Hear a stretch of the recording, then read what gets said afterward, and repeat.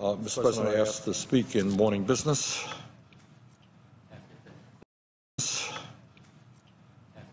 Without objection. Mr. President, I rise in strong opposition to the fast-track bill that the Finance Committee approved last night that will be on the floor, I think, here next week or the following week on the Trans-Pacific Partnership. The most important aspect, I think, of this debate is that what we are discussing with the TPP is not a new concept. It's not like somebody came up and said, I got a great idea. Let's try this trade agreement, and it's going to be really good for the American worker and the American middle class and the American people. The truth of the matter is that we have seen this movie time and time and time again. And let me tell you that the ending of this movie is not very good. It's a pretty bad ending. And I think most Americans understand that our past trade agreements have failed American workers and have led to the loss of millions of decent-paying jobs. And what I simply don't understand, if we were going forward in the first place, new idea, maybe give it a shot. But when we went forward with NAFTA, went forward with CAFTA, went forward with permanent normal trade relations, and we heard all of these folks telling us how great these agreements were going to be, and it turned out that virtually everything that they said was inaccurate, not true. Why in God's name would we go forward with another trade agreement, which is in fact larger than previous trade agreements? And let me just give you an example of what I mean, Mr. President. On September 19, 1993, President Bill Clinton said the following, quote, I believe that NAFTA will create 200,000 American jobs in the first 2 years of its effect. I believe that NAFTA will create 1 million jobs in the first 5 years of its impact, end of quote. President Clinton was pushing the NAFTA agreement very, very hard, and that's what he said. In 1993, same year, the Heritage Foundation, one of the most conservative think tanks in the country. So here you have a liberal president, Bill Clinton, you have a conservative think tank, the Heritage Foundation. This is what they said. Virtually all economists agree that NAFTA will produce a net increase of U.S. jobs over the next decade. In 1993, the distinguished senator from Kentucky, who is now our majority leader, Mitch McConnell, this is what he said, and I quote, American firms will not move to Mexico just for lower wages. Mitch McConnell. American firms will not move to Mexico just for lower wages. Well, was President Clinton right? Was the Heritage Foundation right? Was Senator McConnell right? No. I think the evidence is pretty clear that they were all wrong. According to the well-respected economists at the Economic Policy Institute, and their facts are usually hold up pretty well, NAFTA has led to the loss of more than 680,000 American jobs, 680,000 American jobs. What President Clinton said was wrong. What the Heritage Foundation said was wrong. We lost substantial numbers of jobs. In 1993, the year before NAFTA was implemented, the United States had a trade surplus with Mexico of more than $1.6 billion. Last year, the trade deficit with Mexico was $53 billion. We had a trade surplus of $1.6 billion. Last year, we had a deficit of $53 billion. Now, how is that a success? I don't quite know. In other words, Mr. President, NAFTA has been a disaster for American workers. What about the Chinese trade agreement? I remember hearing all of the discussions about how great it would be if we had a trade agreement with a huge country like China. Think about all of the American products that they would be buying, manufactured here in the United States. Here is what President Clinton again. President Bill Clinton said about PNTR with China back in 1999. And it's important to remember what people said because they're saying the same thing about this trade agreement. But this is back in 1999, Bill Clinton, President, PNTR with China. Quote, in opening the economy of China, the agreement will create unprecedented opportunities for American farmers, workers, and companies to compete successfully in China's market. This is a 100-0 deal for America when it comes to the economic consequences, end of quote. Once again, that's a liberal president. Now you have the conservative think tanks who love unfettered free trade. In 1999, discussing PNTR with China, the conservative economists at the Cato Institute, these are really conservative guys, this is what they said, quote, "The silliest argument against PNTR is that Chinese imports would overwhelm U.S. industry. In fact, American workers are far more productive than their Chinese counterparts. PNTR would create far more export opportunities for America than the Chinese."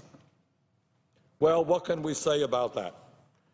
Cato Institute wrote in 1999, quote, "The silliest argument against PNTR is that Chinese imports would overwhelm U.S. industry." Yeah, right. So you go out to any department store in America and you buy products. Where are those products made? Guess what? They're made in China. It appears that, in fact, Chinese imports did overwhelm U.S. industry. Cato Institute was dead wrong.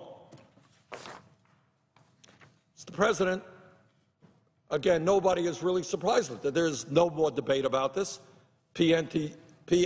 Permanent normal trade relations with China, that trade agreement was a disaster. The Economic Policy Institute has estimated that that trade agreement with China has led to the loss of 2.7 million American jobs. The trade deficit with China has increased from $83 billion in 2001 to $342 billion in 2014. Now, in terms of China, I don't know that the American people have any doubt about it. Every time we go shopping, the products overwhelmingly made in China. People look at their own towns and their own states. My state, loss of more and more manufacturing jobs. Since 2001, we have lost 60,000 manufacturing facilities in America. Not all of it is attributable to trade. There are other reasons, but a lot of it is attributable to trade. Millions of decent-paying jobs gone. People thrown out on the street as companies move to China, Vietnam, and other low-wage countries. There's not a debate about it. That is exactly what has happened. Corporation after corporation has said, why do I want to pay an American worker $15, $20 an hour? Why do I want to deal with a union? Why do I have to obey environmental regulations? I can move to China, I can move to Vietnam, I can move to Malaysia, I can move to Mexico, I can pay people pennies an hour, bring the product back into the United States. That is what they said, that is what they have done. Major corporation after major corporation has reduced employment in America at the same time as they have increased employment in other countries. And not only is it the loss of jobs, it is the race to the bottom. It is employers saying to workers, look, I'm cutting your health care, I'm not giving you a raise, and if you don't like it, I'm moving to China. Because we got people all over the world who are prepared to work for wages a lot lower than you are receiving. You take it or leave it. And that is one of the reasons why today the typical American worker is working longer hours for lower wages than he or she used to, and why wages have gone down in America. That's what the global economy has done. That is what these horrendous, unfettered free trade agreements have pushed on American workers. That's the Chinese trade agreement. An estimated 2.7 million American jobs lost. Then you got the Korean free trade agreement, which has led to a loss of some 60,000 jobs. Our trade deficit with that country has gone up from $16.6 billion in 2012 to $25 billion in 2014. So you have a history here of failed trade agreement after failed trade agreement after failed trade agreement, and people say, hey, we failed, let's do the same thing again, and this time we're really, really, really going to succeed. I don't think anybody believes that. And I do understand that Wall Street loves this trade agreement. You know, they are staying up nights worrying about ordinary Americans. And I understand that the major corporations in this country, all of them, love this agreement. And the drug companies love this agreement, which should give you enough reason to hold this agreement in doubt. Now, Mr. President, the administration, the Obama administration says, well, trust us. Forget about the other trade agreements. This TPP is something different. It's a better agreement. This time it will be different. This time it will support about 650,000 American jobs. Well, supporters of unfettered free trade were wrong about NAFTA. They were wrong about CAFTA. They were wrong about PNTR with China. They were wrong about the Korean Free Trade Agreement. And surprise of all surprises, they are wrong again. Mr. President, if the fast track is approved, it would pave the way for the passage of the TPP, the Trans-Pacific Partnership Trade Agreement. And as you know, this trade agreement is poised to be the largest free trade agreement in history, encompassing 12 nations that account for roughly 40% of the global economy. This is a very, very big deal. Let me just talk about two of those countries who are involved in the TPP, and that is Vietnam and Malaysia. Mr. President, we are fighting here, and I understand there are differences of opinion. We are fighting here in the United States Congress to raise the minimum wage. I happen to believe that a $7.25 minimum wage, which is what it is federally, is a starvation wage. I would like to see it go over a period of years up to $15 an hour. You may disagree. There are others who disagree. But let me tell you what the minimum wage is in Vietnam. The minimum wage in Vietnam is 56 cents an hour. 56 cents an hour.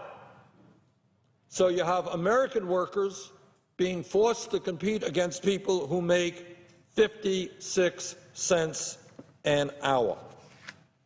And we have a situation, just as one example of many, where the Nike company, a company which produces over 365 million pairs of athletic shoes each year, goes all over the world, 365 million pairs of athletic shoes. Do you know how many of those athletic shoes are manufactured in the United States of America? 50 million, 20 million, 10 million, 1 million, zero. On the other hand, they employ 330,000 workers in Vietnam, mostly young women, and while they refuse to give us the detailed information, our supposition is that most of those women make very, very low wages. And let's be clear about what is going on. According to a November 11, 2014 article in the Vietnamese newspaper Thanh Nien News, that's the name of the newspaper, this is what it says, quote, "Analysts acknowledge that Vietnam's abundance of cheap labor has played an increasingly pivotal role in wooing foreign firms looking to set up overseas manufacturing operations in a country with a population of 90 million, end of quote. In other words, that's what it's all about. Wages are very, very low in Vietnam, and companies from the United States and all over the world will go to that country. And allowing the TPP to be passed will make it easier for multinational companies to shut down in America and move to Vietnam, and that is wrong. And when we talk about free trade, it's important to understand what is involved. Who are we competing against? Are we competing against Canadian workers whose standard of living is as high or higher than ours? Are we competing against workers in Germany whose standard of living may well be higher than ours? No. You're competing against people who are struggling to stay alive, earning the lowest possible wages that keep a human being alive. Last year, the Human Rights Watch published a report on Vietnam, and here are some of the quotes from that report. Quote, "The human rights situation in Vietnam deteriorated significantly in 2013, worsening a trend evident for several years. The year was marked by a severe and intensifying crackdown on critics, including long prison terms for many peaceful activists whose quote-unquote crime was calling for political change." In other words, in Vietnam, if you speak up, you want political change, there is a likelihood you will end up in jail. Vietnam bans all political parties labor unions, and human rights organizations independent of the government. Another quote, the authorities require official approval for public gatherings and refuse to grant permission for meetings, marches, or protests they deem politically or otherwise acceptable. Not my point here to beat up on Vietnam. They are a struggling country. They are a poor country who went through a terrible, terrible war with the United States that caused them incredible harm. But when we look at a trade agreement, when we say to American workers, this is your competition, people who are making 56 cents an hour in some cases, people who can't form an independent trade union, people who politically can't stand up and speak out for their rights, is that really appropriate and fair to the American worker? I don't think it is. I don't think it is. Let me say a word not just on Vietnam, but another country in that consortium of partners in the TPP, and that is the country of Malaysia. And, Mr. President, I would ask unanimous consent to submit to the congressional record a New York Times article of September 17, 2014. Without objection. Mr. President, what the New York Times article talks about is that today there are nearly 200 electronics factories in Malaysia where high-tech products from Apple, Dell, Intel, Motorola, and Texas Instruments are manufactured and brought back into the United States. Turns out that Malaysia is a major center for the manufacturing of electronics, and some of the largest electronics manufacturers in the world are centered or have plants in Malaysia. If the TPP is approved, that number will go up substantially. Now, what is wrong with that? Well, let's talk about what is going on in Malaysia, where American companies in this country and American workers will have to compete as part of the TPP. Well, it turns out that many of the workers at the electronics plants in Malaysia are immigrants to that country and are forced to work there under subhuman working conditions. According to Verite, which conducted a 2-year investigation into labor abuses in Malaysia, which was commissioned by the U.S. Department of Labor. This report was commissioned by the U.S. Department of Labor, and this is what this report tells us. 32% of the electronic industries, nearly 200,000 migrant workers in Malaysia were employed in forced situations because their passports had been taken away or because they were straining to pay back illegally high recruitment fees. According to the New York Times article commenting on the study, 92% of the migrant workers in Malaysia's electronics industry had paid recruitment fees, and that 92% of that group had paid fees that exceeded legal or industry standards defined as more than 1 month's wages. 94% of the migrants did not have their passports when Verite's investigators interviewed them. Let me repeat that. The passports were taken away from 94% of the people that these investigators interviewed. Now, if you are a migrant in a foreign country and your passport is taken away, you have no rights at all. You can't leave. You may not be able to travel. You have no rights at all. In other words, many of these workers who wanted to leave Malaysia were unable to do so. They were forced to stay and continue to work under these subhuman conditions. Mr. President, 30% of foreign workers, this is again the report from Verite, commissioned by the U.S. Department of Labor. 30% of foreign workers said they slept in a room with more than 8 people. And 43% there was no place where they could safely store their belongings. Well, Mr. President, when we talk about competition and a competitive global economy, I do not believe that the American worker should be forced to compete against workers who are literally held in slave-like conditions, unable to leave the country, having their passports taken away, working for pennies an hour. So let me conclude simply by saying this.